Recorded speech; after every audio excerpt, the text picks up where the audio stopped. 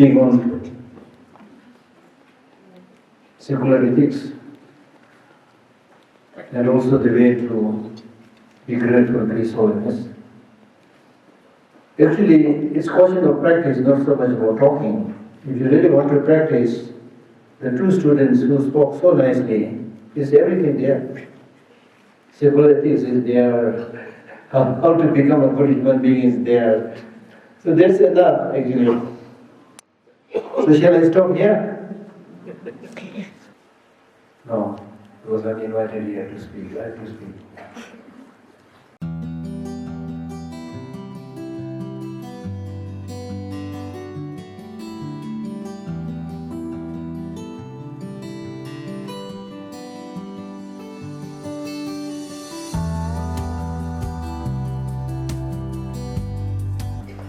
As we celebrate the 90th birth anniversary of His Holiness the 14th Dalai Lama, London School A, in collaboration with CRO and Sonamling Ghoton Committee, has organized this program. Today, Geshe Lhakdor enlightened us on the topic Tribute of Gratitude to the His Holiness the 14th Dalai Lama and SEE Learning.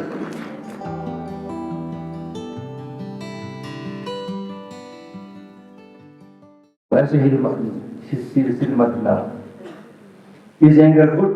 Scientists, they never say anger is bad. They say all emotions are necessary. All emotions are necessary. Love bhi chahiye, gussa bhi chahiye, anger bhi chahiye, sab chahiye. This is what they say. But according to Buddhist teachings and also according to ethical way of life, anger is not healthy. Right? Jealousy is not healthy. Attachment is not healthy. So it is not enough to say it is not healthy, but you should go a little bit deeper. Now, for example, is there anybody who right in the morning makes a motivation, today I will get angry? जब आप लोग school में आता है ना, तो सवेरे सब सोच करके आता है कि आज मैं गुस्सा हूँ. I'll become angry. Do you make such plan? No, why don't you make such plan? Because you have some idea anger is not good. But in the school, it happens because we are in a big group of people. So some may not be so nice. They might annoy you, bully you, cheat you a little bit, and then you get angry, right? So when you get angry, and then all of you, especially young boys and girls, you want to be a handsome young boy, beautiful young girl, right? So when you get angry, then are you beautiful now? Are you handsome now? So if you want to be beautiful, don't get angry.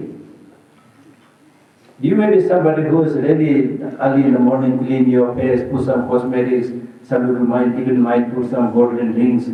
Even after all this, if you get angry, you look horrible.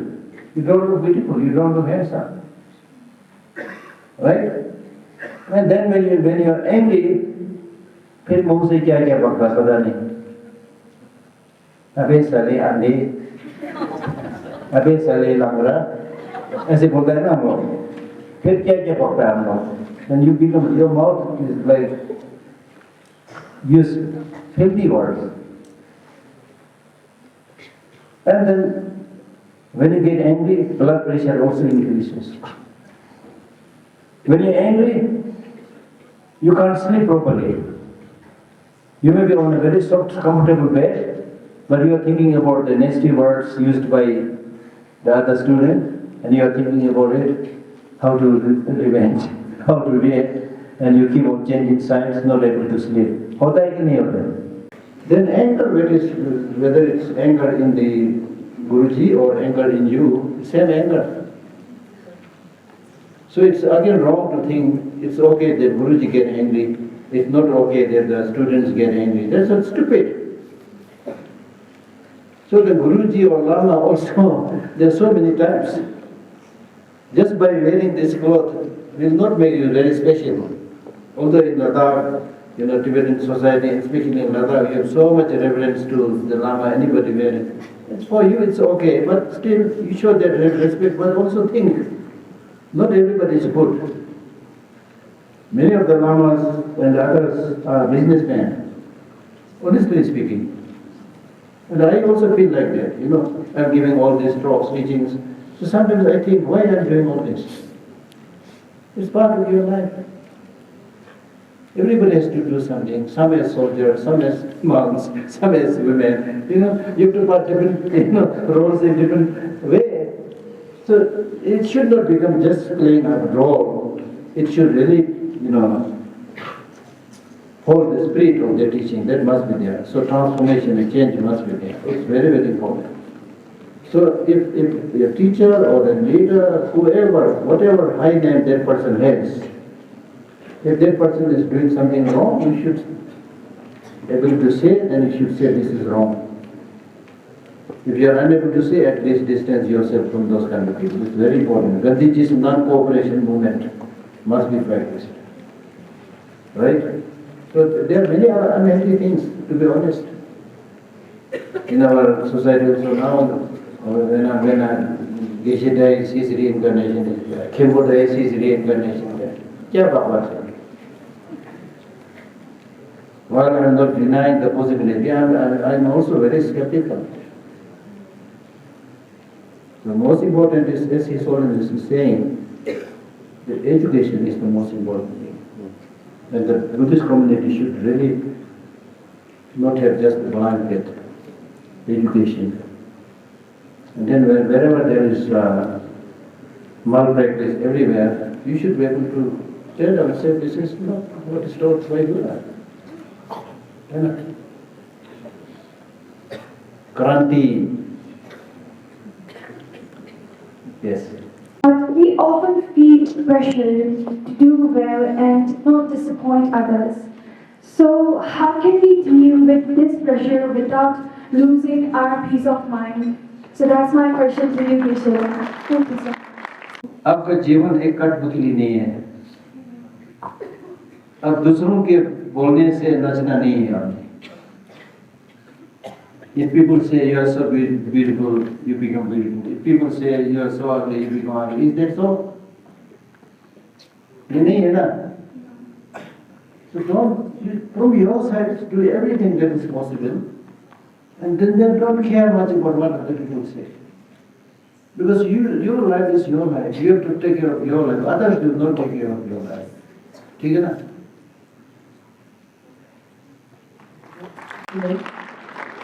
So my question to you is that there's a para ngani chistin dina chojeso.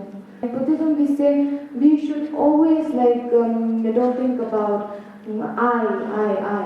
So what is the reason behind if we can see a statement clearly that ngani chistin dina. So what is the reason behind ngani this para? Nominal I, conventional I, which is there. I am here, you are there, others are there. They are there. So on that conventional level, calling by somebody's name, calling oneself as me or I, calling others as you, there's no problem. So Ngani Jigden in the church is in that stance. Then there's second kind of I, which is actually not there, which is exaggerated. I existing from my own side without depending on anything else. That I is misconception of the reality. That I is source of all problems. That kind of grasping of I is called ignorance, which is root cause of anger, jealousy, attachment, everything. Because in my case also, I don't exist from my own side. I was produced by my parents. I'm dependent on my parents. I'm still alive because I eat food, I breathe, so I'm dependent on many things. So we have only interdependent existence, not independent existence. So if you call yourself as an I existing independently, that is misconception. That I is not there. Okay?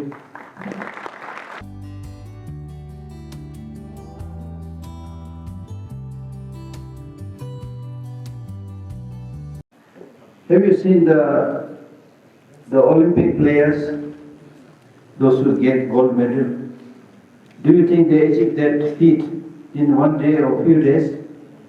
They achieve that feat after, in some cases, many years of continuous, very rigorous continuous study, spending a lot of money and practicing it again and again, so many times.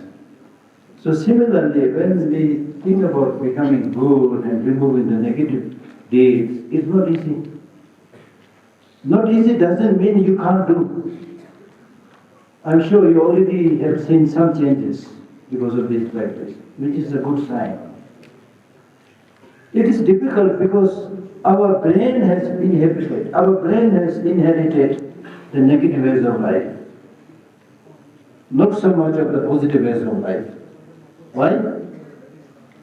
This is a big question that normally in the Buddhist teaching they ask. When we say, we are all used with negative emotions, and then the teacher they say, we are used with this for many lives. Why? Why we are for many lives used in the negative thing, not in the positive thing? Not many good answers are there. So from scientific point of view, I think, this is my understanding, there is a kind of answer. The answer is, originally we were also animals. When you are animal, you don't talk about Buddhahood or Dharma, Chemba. You don't talk about these things. As an animal, your main job is to have sex and pass your gene to the next generation. And whoever, obstructs your food or your, meeting with your partner, then you fight against them. So attachment, anger, they were the handy tools for the animals. So we have been using this for so many years. Millions of years we are used with that, and we have inherited that brain. So therefore it takes time. But that doesn't mean you can't change. If you are interested, you read this book, Why Buddhism is True. There is a book called Why Buddhism is True. Read that book.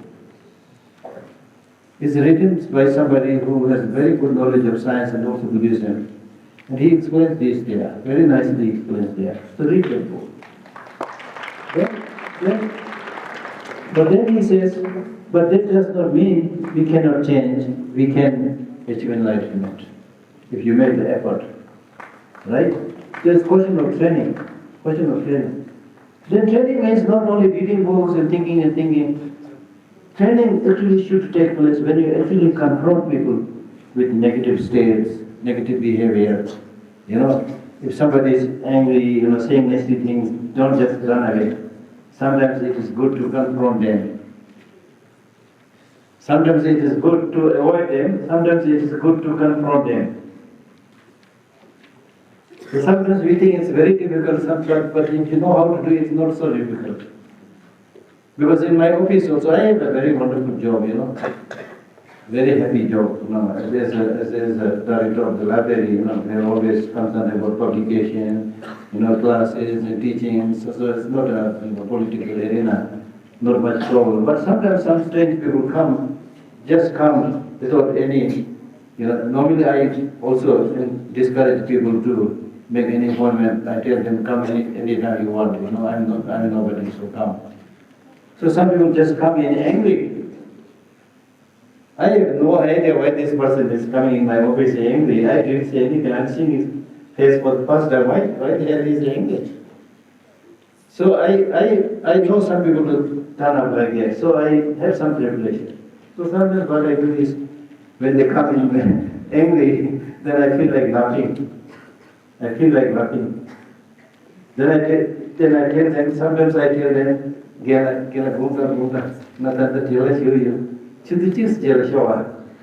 sorry, I'm very sorry. I'm very busy right now. Can you come after 1 hour? I say things like that. Believe me, he will never come up again. Because 1 घंटा पूरा गुस्सा होकर फिर बैठेगा. तो दिमाग थोड़ा ठंडा हो जाएगा, फिर भी सोचेगा मैंने गलती किया, फिर वो शर्म से नहीं आता. And for some people I tell them, okay, karna so, kena shubda. then I listen to them, Then it may be based on misinformation, some misunderstanding, which you can easily talk and clear, There's nothing. So it's important to face the reality.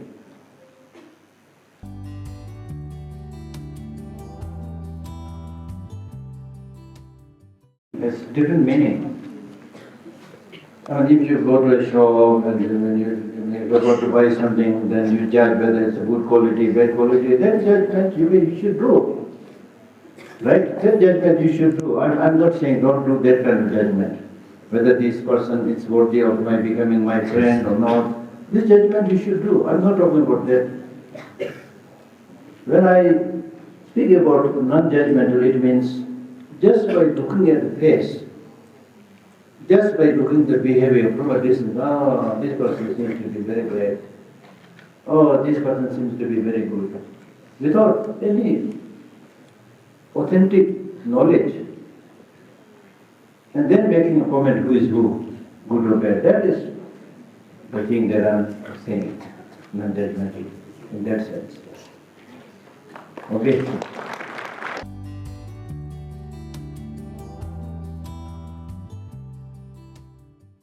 So therefore, education must be for human flourishing, meaning that the way we give education should be such that people are able to live compassionately, harmoniously, happily. So happily means be happy, not tomorrow. कब खुश रहना आपको? कल नहीं, अभी खुश कैसे रह सकता है? खुश रह सकता है अभी? रह सकता है? कैसे? क्या मिला आपको खुश रहने के लिए? कुछ नहीं थे, खुश रहने के लिए सब कुछ आपके पास है. Once I was giving a public talk in Moscow. So I was teaching something like this. Then there was an elderly Russian lady. She got up and said, Geshe Lhakdor, your talk is nice, but I'm an elderly Russian lady, single, living alone. How can I be happy? And then I said, I'm sorry if you are living alone, but I see both of your eyes are intact. I see both of your hands are intact. I see both of your legs are intact. Of course, she has all those things. What else you want? How many people are there who have no eye? How many people are there who have no legs? How many people are there who are not able to come to such good school like this? You are happy. Therefore, you can be happy. So you count your blessings, not your miseries. So that is dependent upon how you see things. If your way of thinking, your mental perspective is not right, then you always say problem. I'm so unfortunate. I'm not like Bill Gates. I'm not rich. Yes. Time is one of the most important resources which people neglect. Although we say time is money, but we don't pay attention to the time, and time just goes. एक बार एक आदमी आया भगवान बुद्ध के पास, गुरुजी मुझे कुछ teaching दो, please give me some teaching. Then the Buddha said, yes, I can give you teaching, but first you go to this river nearby and wash yourself and then come, then I will teach you. So he goes to the river, took a bath, came back, and then Guruji, I washed myself, can you please give me the teaching? Then Buddha said, go again, wash yourself the second time and then come back, I'll teach you. Then he did this and came back. Then the Buddha said, did you wash yourself in the same river or different river? He said, I washed in the same river. No. The river never remains same. It goes. It goes. Never the same. Time is also like that. If you are unable to use time right now, it's gone. So therefore, use time, don't waste it, because if you waste your time, you're again shortening your life. So use your time, and whatever you read, make sure you understand it, and whatever you think is really important in your life, you maintain it and apply it in your life. There is nobody who will catch hold of your hand and throw you into heaven. कोई है, कोई माई का लाल ऐसे हैं जो आपका हाथ पकड़ के heaven में पहुंचा दे, ऐसे है? Buddha cannot do this, His Holiness Dalai Lama cannot do this. They can help you, they can show you the path, but they cannot do this. Similarly, there is nobody who will catch hold of your leg and throw you into hell. आपका दुश्मन भी ऐसा नहीं कर सकता. Your happiness, your peace is in your hand. Do not cheat yourself. आजकल कोई एक दूसरे से मिल करके जाते वक्त बोलते हैं ना, बाय टेक केयर बोलते हैं ना, कोई भी नहीं बोलता कि bye I will take care of you, नहीं बोलते हैं ना. So I stop here, bye take care.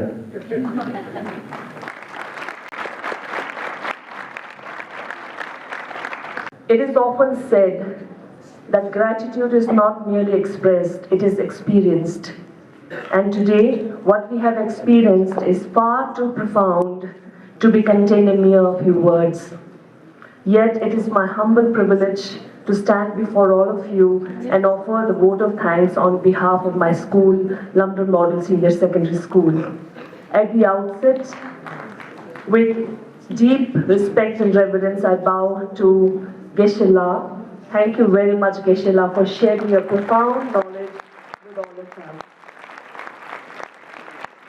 Geshe Lhakdor's precious scholar today has deeply inspired all of us and has left us with this feeling that we will go back and reflect on the profound teachings as taught by the masters, especially on SEE Learning, secular ethics, and development of compassion. I'm sure, like I did, all the educators and the students, especially those young minds who have come from different schools, I'm sure they also go back inspired to reflect back on our lives and in our action day to day.